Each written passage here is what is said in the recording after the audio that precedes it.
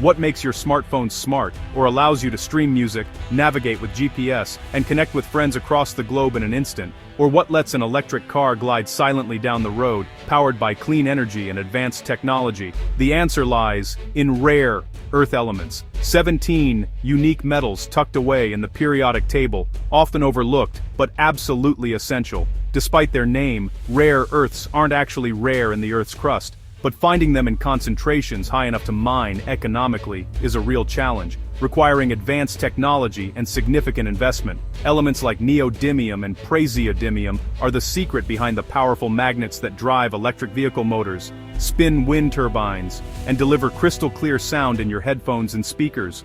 Europium and terbium, meanwhile, are what make our screens and LEDs glow with vibrant, energy-efficient colors, transforming the way we see and interact with technology every day. But rare earths aren't just for gadgets. They're also critical for advanced defense systems, enabling precise missile guidance, powering drone motors, and making radar systems more effective and reliable. Because these elements are vital for both civilian and military technologies, their dual-use nature puts them at the heart of national security and economic debates, shaping policies and international relations. From the smartphone in your pocket to the MRI scanners that save lives, rare earths are the invisible backbone of our high-tech world, quietly enabling innovation and progress. Understanding the crucial role of rare earth elements helps explain why nations are racing to secure their supply, making global competition for these resources one of today's most urgent and complex geopolitical dramas. For decades, China has dominated the rare earth supply chain, controlling over 60% of mining and 90% of refining. This gives Beijing immense leverage. It can shift global prices or cut supply with a single policy. In 2025, China's export controls sent shockwaves through global markets, reminding the world how vulnerable it is. The 2010 embargo on Japan, after a territorial dispute, showed how rare earths can be weaponized. Today, industries worldwide, from automakers to defense, face the risk of sudden shortages. China's actions have exposed a critical vulnerability in the global economy. The world is now scrambling to secure alternative sources and rethink its supply chains. Japan, a tech powerhouse, stands at a critical crossroads in the global technology landscape. Its cities buzz with innovation, and its engineers are at the forefront of developing the world's most advanced electronics. But beneath this high-tech surface, a complex struggle is unfolding, one that could reshape the future of technology worldwide. At the heart of this struggle is the rare earth rivalry, a contest for control over the essential minerals that power everything from smartphones to electric vehicles and advanced weaponry. Recently, Japan imposed strict restrictions on Chinese chip companies, joining forces with the US and Europe in a coordinated effort to slow Beijing's rapid technological ascent. This move wasn't just about business, it was about national security, global influence, and the future of innovation. But such a bold step came with significant risks. Japanese leaders knew that China, which dominates the rare earth market, could retaliate by choking off supplies of these critical materials, putting Japan's own industries in jeopardy. The memory of the 2010 rare earth embargo still lingers in Japan's collective consciousness. Back then, a sudden halt in supply sent shockwaves through the nation's industrial giants, companies like Toyota and Sony, whose global success depends on a steady flow of rare earths. If history were to repeat itself, a new supply disruption could bring assembly lines to a standstill, threaten thousands of jobs, and erode Japan's hard-won technological edge in the fiercely competitive global market. The threat of a rare earth blockade is not just theoretical. It's a daily concern for business leaders and policymakers, who must constantly weigh the risks of economic retaliation against the need to protect national interests. By tightening chip exports, Japan hopes to safeguard its security and maintain its technological leadership. Yet, in doing so, it has exposed itself to new vulnerabilities, making the delicate balance between security and economic stability even harder to maintain. This episode is a stark reminder of just how interconnected and fragile the global tech supply chain has become. A single policy decision in one country can ripple across continents, affecting industries and consumers everywhere. In today's world, one move in the chip industry can trigger a crisis in rare earths, setting off a chain reaction with consequences that reach far beyond Japan and China, reshaping the future of technology for us all. Facing the threat of Chinese retaliation, Japan is urgently diversifying its rare earth supply. For decades, Japan has relied heavily on China for these critical minerals, which are essential for everything from electric vehicles to advanced electronics. But recent geopolitical tensions have exposed the risks of this dependence, prompting Tokyo to rethink its entire strategy. In response, Tokyo has turned to Saudi Arabia, seeking to tap into the kingdom's vast, largely untapped mineral wealth. The arid deserts of Saudi Arabia, once known only for oil, are now being explored for rare earths and other strategic resources. Japan brings cutting-edge technology, expertise, and investment to the table, while Saudi Arabia offers resources and a strong ambition to diversify its economy beyond oil. This partnership is about more than just business.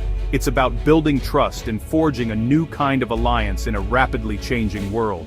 Together, they aim to build a new, non-Chinese rare earth supply chain from scratch, overcoming technical, logistical, and political challenges along the way.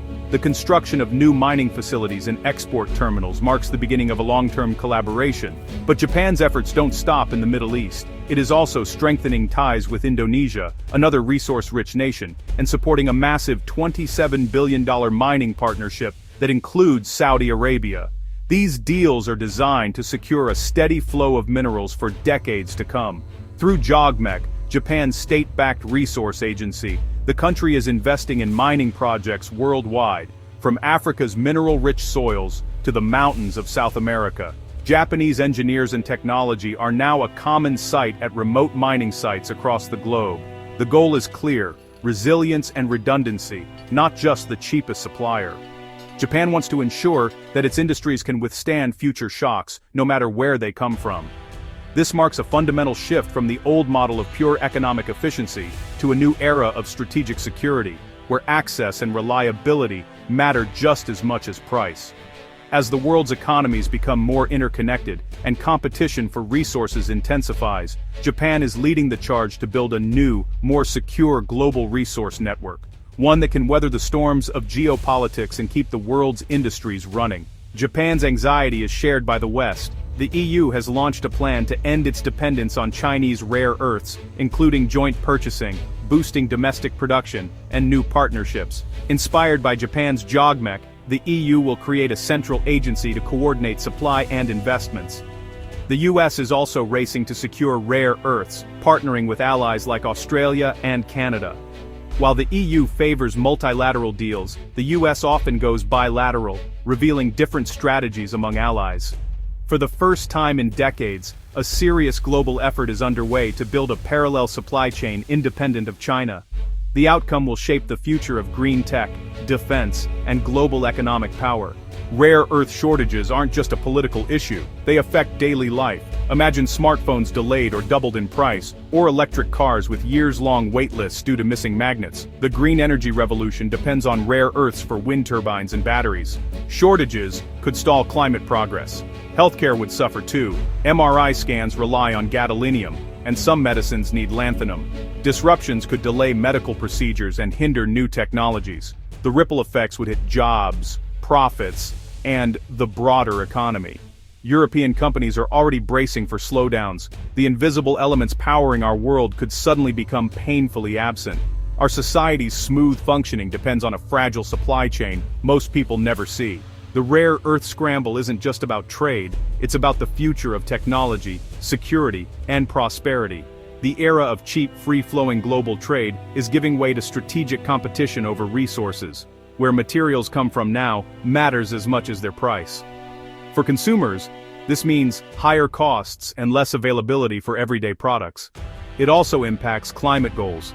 Green tech adoption is now tied to geopolitics. National security is at stake.